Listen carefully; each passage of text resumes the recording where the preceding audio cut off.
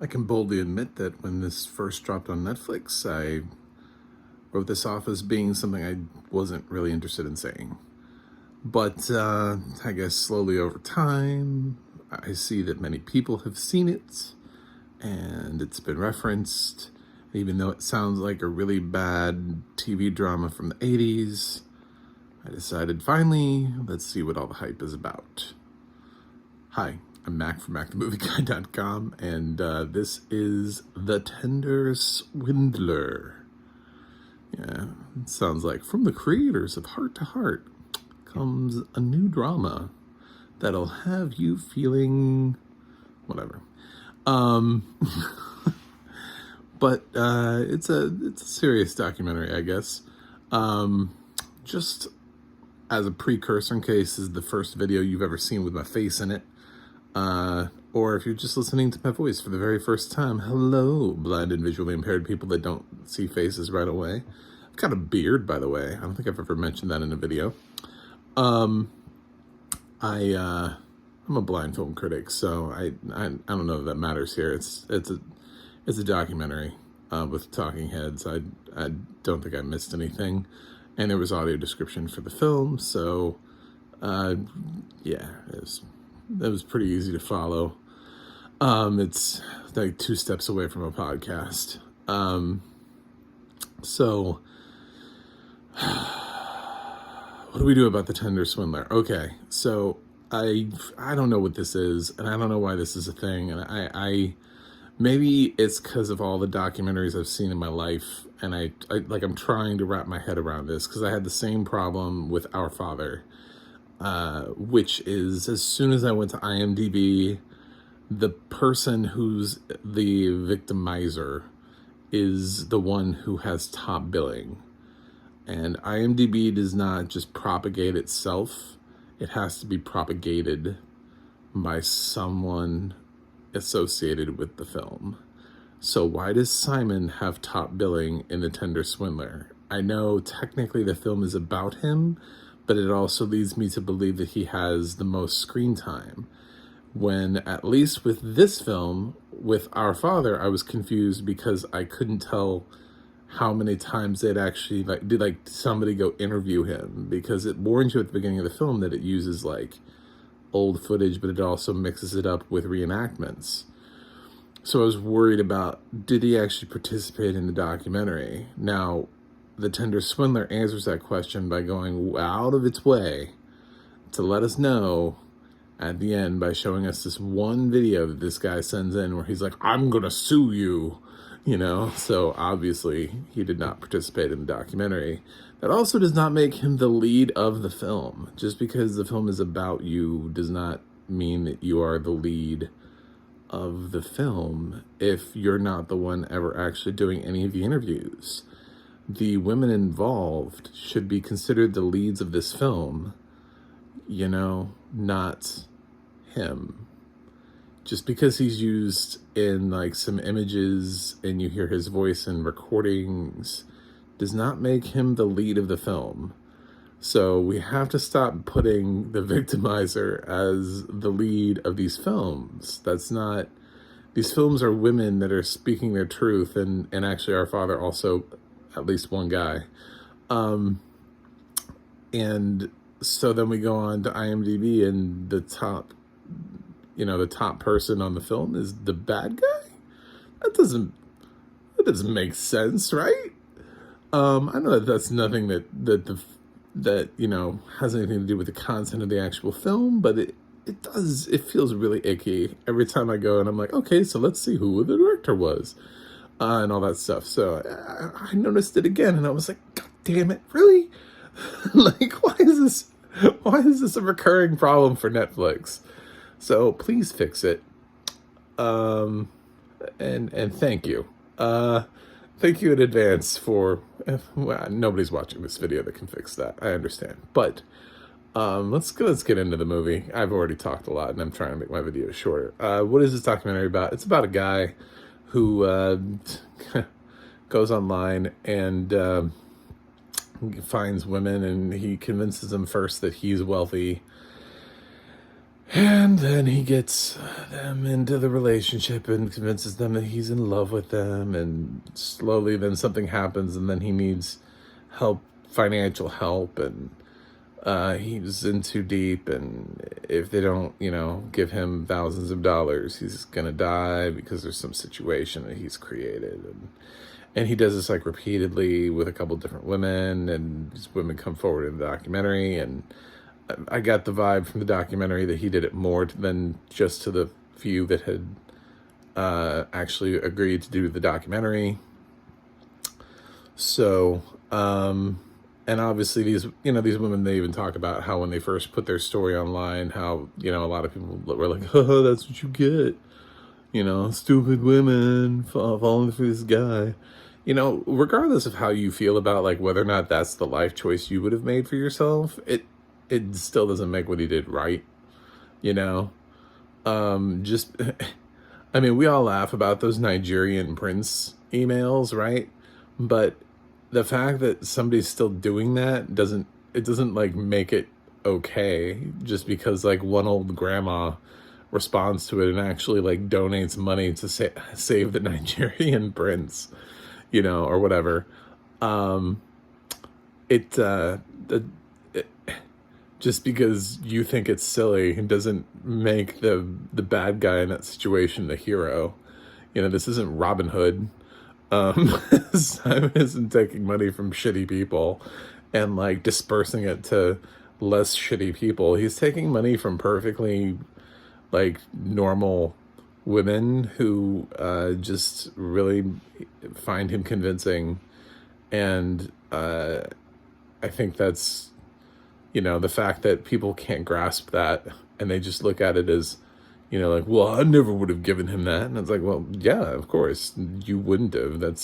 Not everybody would. That's why these people, it takes them a long time to try to find the perfect match. And sometimes I'm sure if we had made a documentary from Simon's perspective, if he had been willing to, I'm sure he's struck out before. You know what I'm saying? Like, I'm sure he has met somebody and it hasn't worked out. And that woman was like, I'm not giving you $50,000, dude. I'm sorry. It's just not, I'm sure that's happened before. So, because not everybody would do that. But for those who did, it doesn't make him the hero. It doesn't make it okay to just sit there and judge these women because, you fall into the percentage of people that would not have made the same decisions. But it's somewhat of an interesting documentary. I don't know that it's groundbreaking. I don't feel like my life changed because I watched it. I appreciate their point of view. I think it's terrible that this dude is like still out there doing that same thing again. They're like, oh, he's got he doesn't seem to have money problems, and he's got like this Ferrari, and he's just, roaming about Israel, and he's got a hot professional model as his girlfriend now. And it's like living his best life. Meanwhile, these women are all paying off their debts. So, yeah, it's, I guess that's a spoiler alert, but I don't know where else you thought this documentary was going to go. If you thought it was going to end with these girls teaming up to like axe murder him in the middle of the night, that's not where this goes. So, it goes in the direction that you feel like it's going to go. The whole time there was nothing. I was like, there was nothing surprising about this. I think that's the other thing about it. Like it was okay, and I was interested, and I feel like I learned something, but in like the grand scale of documentaries, there are documentaries out there that just have blown my mind. They just were better made, or they attacked something, or they really just like quite literally blew my mind. Yeah. I don't know how else to say that other than the fact that last year we had some really tremendous documentaries. We had Summer of Soul, we had Attica, we had LFG, we had Val, we had Flea. We had a lot of really great documentaries last year, and the Tinder Swindler does not, to me, feel like something that at the end of the year that I'm going to be sitting there going, ooh, what should get that sweet, sweet best documentary feature nomination? I don't even know that it's eligible because it's on Netflix, but I just feel like I wouldn't. I feel like this is going to be something where I was like, that was fine. It was fine. I liked it. It was okay. I think people should watch it because I think these stories should be told. I think it's well made enough. I understand why it's been a hit. All of that. Of course, because it's on Netflix. I know they're going to make a limited series out of this. I know whether Netflix is admitting to it or not. This is definitely in the process of becoming a limited series. I mean, someone is making a limited series out of this thing. We just got that staircase thing on HBO Max, so you are 5 minutes away from watching, Hugh Grant play the Tinder Swindler, somebody like that. Oscar Isaac, the Tinder Swindler. I don't know. But so the audio description was fine for this. So there's nothing really hard about this audio description. I